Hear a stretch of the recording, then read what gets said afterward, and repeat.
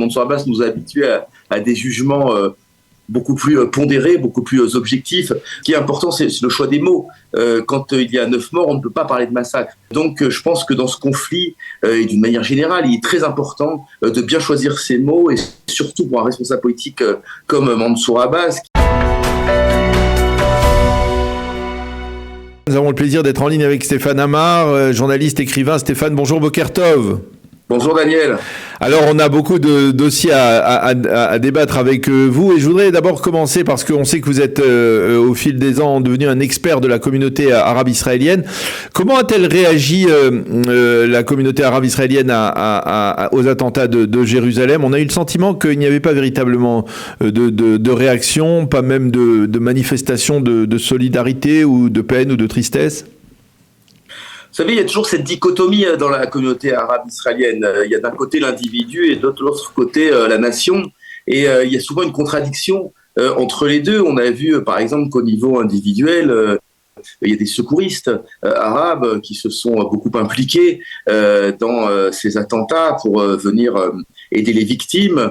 Il y a évidemment aussi des gens qui ressentent tout simplement de la peine pour les victimes, pour les familles des victimes. Hier d'ailleurs, on recevait d'ailleurs un médecin. Une solidarité des Arabes israéliens avec les Palestiniens. Il y a une condamnation très nette de ce qui s'est passé à Jenin jeudi. Et donc, je dirais qu'il y a même des Arabes, des individus qui se battent quelque part avec ces deux dimensions et qui doivent assumer cette identité compliquée qu'est l'identité arabe israélienne. Alors, vous parliez de condamnation de l'opération à Jenin. On a remarqué que la très vive condamnation de Mansour Abbas, qui a parlé de massacre à Jenin, sans mentionner le fait que l'immense majorité, on va dire, des Palestiniens qui ont été tués ce jour-là, c'est-à-dire jeudi dernier, étaient des terroristes. Ça vous déçoit de la part de Mansour Abbas? Ou c'était attendu? Oui, ça me déçoit effectivement parce que Mansour Abbas nous a habitués à des jugements beaucoup plus pondérés, beaucoup plus objectifs.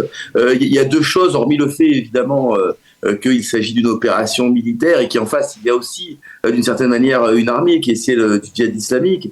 Ce qui est important, c'est le choix des mots. Quand il y a 9 morts, on ne peut pas parler de massacre. Un massacre, si on ouvre le dictionnaire, c'est plusieurs centaines, plusieurs milliers, voire plusieurs millions de morts. Donc je pense que dans ce conflit, et d'une manière générale, il est très important de bien choisir ses mots, et surtout pour un responsable politique comme Mansour Abbas, qui avait eu le courage, on s'en souvient, il y a 1 an et demi, de reconnaître Israël comme un État juif, ce qui était une véritable première, qui avait causé d'ailleurs beaucoup d'ennuis dans la communauté arabe israélienne. Et je pense que même s'il se retrouve maintenant dans l'opposition, et que quelque part, il se sent peut-être plus libre de ses propos que lorsqu'il était au gouvernement. Je pense qu'il est très important, encore une fois pour tout le monde, de bien mesurer ses mots. Alors dans cette tension sécuritaire à laquelle on assiste ces derniers jours, les attentats, les opérations militaires israéliennes à Jenin et Naplouse, est-ce que vous avez le sentiment que l'on risque de se retrouver dans un cas de figure semblable à celui de mai 2021 lors des émeutes dans les villes mixtes ? Non, je n'ai pas ce sentiment, mais je peux me tromper parce que malgré le fait qu'effectivement je fréquente souvent la communauté arabe israélienne, je n'avais absolument pas prévu ce qui s'est passé à Lod en mai 2021. C'était une véritable surprise pour moi. Mais là, je dois dire que la situation me paraît complètement différente. Je me suis rendu sur l'esplanade des mosquées donc hier, c'est-à-dire le lendemain des attentats. La situation était complètement calme. Il y avait là des pèlerins juifs, il y avait des musulmans, il y avait des touristes, beaucoup de touristes d'ailleurs, et tout se déroulait complètement normalement. Je me suis également rendu hier à Silouane, là où il y a eu l'attentat commis par ce garçon de 13 ans en plein centre de Silouane samedi matin. Et là aussi, je dois dire que la vie suivait son cours, il n'y avait pas de tension particulière. Ma thèse, personnellement, c'est que ces attentats sont le fait maintenant essentiellement de mouvements islamistes, d'ailleurs de mouvements islamistes radicaux, parce qu'on ne parle même plus du Hamas maintenant, mais du djihad islamique, et que finalement le nationalisme palestinien en tant que tel est en sommeil, même si ces mouvements jouissent d'un large assentiment dans la société palestinienne. Je n'ai pas l'impression qu'il y a un mouvement de fond qui va amener, je dirais, le commun des Palestiniens ou des Arabes israéliens à se soulever contre l'État d'Israël. Pas même la jeunesse palestinienne ou la jeunesse arabe israélienne. Hier, nous parlions avec le colonel Mirdahan qui disait que dans les territoires en Judée et Samarie, eh bien, la jeunesse palestinienne, elle est endoctrinée, attisée par les réseaux sociaux en particulier, et cela donne naissance à des organisations qui sont parallèles, on va dire, au Hamas, au Djihad ou au Fatah, comme la Fosse au Lion ou d'autres organisations de ce type. Alors c'est parfaitement exact. Il est certain que les réseaux sociaux jouent un rôle extrêmement important. Et d'ailleurs, c'est ce qui fait toute la difficulté pour les services de sécurité. Parce que quand on parle de loups solitaires, je dirais que c'est beaucoup plus difficile à arrêter que des gens qui sont fichés comme appartenant à des groupes armés particuliers. Maintenant, tout un chacun peut d'une certaine manière se réclamer du djihad islamique ou du Hamas simplement en se connectant à Internet, en se connectant aux réseaux sociaux. Et c'est le cas effectivement de beaucoup de jeunes. On l'a vu, voilà, avec cet adolescent de 13 ans à Silouane ou ce jeune de 21 ans à Neve Yaakov. Donc effectivement, ça c'est évident qu'il y a une radicalisation. On l'a vu même pendant le match, pendant le mondial de football, avec cette solidarité autour du Maroc qui a transcendé complètement la jeunesse palestinienne. C'est une chose de reconnaître qu'il y a un nationalisme très fort, qu'il y a une identification très forte à certains groupes armés. C'en est une autre de descendre dans la rue, de mettre en jeu sa scolarité, ses études, sa carrière, de prendre des armes, de risquer sa vie, de mettre en danger sa famille, ses proches. C'est quelque chose de complètement différent. Je ne sens pas, en tout cas pour l'instant, que ce danger guette la société palestinienne. Alors, Stéphane, je voudrais profiter que l'on se parle pour aborder avec vous un autre sujet qui vous concerne, puisque vous êtes journaliste, et le traitement de la presse, des médias israéliens, de ce que l'on appelle la réforme juridique de Yariv Levin. Quel regard vous portez sur ce traitement ? Parce que parfois, on a un sentiment d'une couverture qui est peut-être pas tout à fait impartiale. Alors là encore, je pense qu'il faut parler du choix des mots.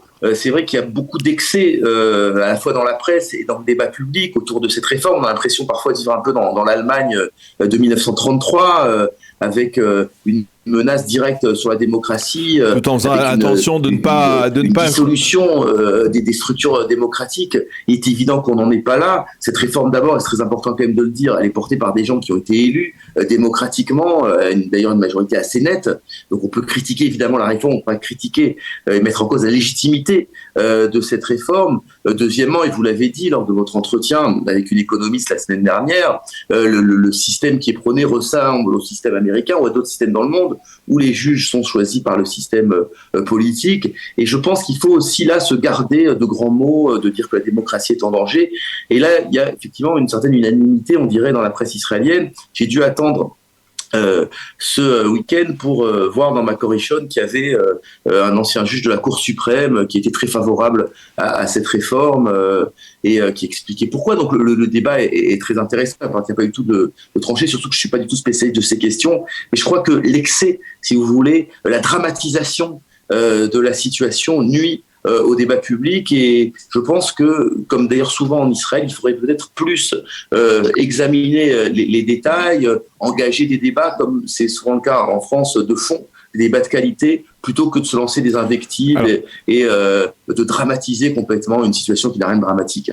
Alors justement, vous parliez de la France. Comment on est vu, comment on est perçu en France, en Europe ces dernières semaines autour de cette réforme juridique ? Alors il y a eu un article très intéressant il y a maintenant quelques semaines dans le journal Le Monde qui, pour le coup, examinait de manière très équilibrée ce débat autour de la Cour suprême. C'est un débat très important parce que la Cour suprême joue un rôle très important dans un pays où il n'y a pas de constitution, dans un pays où il n'y a pas de deuxième chambre. C'est assez rare d'ailleurs dans la démocratie, il y a simplement la Knesset.